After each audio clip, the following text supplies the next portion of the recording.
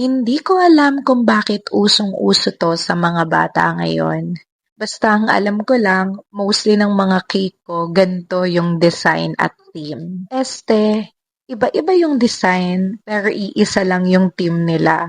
Yung in-avail pala ng ating client is yung promo cake natin na with 12 pieces cupcakes, which is yung mini cake. Ang size po pala ng cake ay 6x3 tapos 12 pieces cupcakes.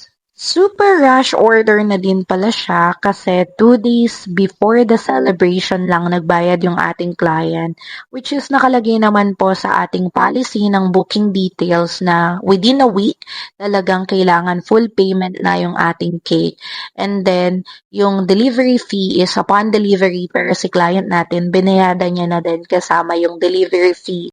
And of course, with rush fee. Kasi sa totoong setup po, hindi ko talaga prepare yung mga gagamitin, lalo kapag wala pang down payment or bayad yung customer para sa cake. Kasi no down payment, no cake policy din po ako.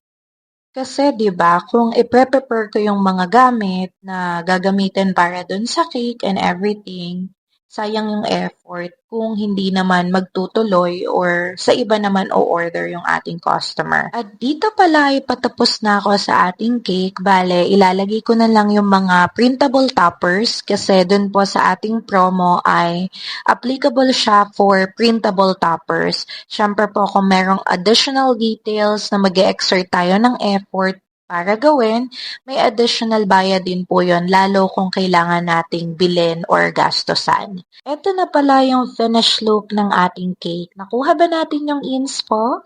Thank you so much everyone for watching. Until our next!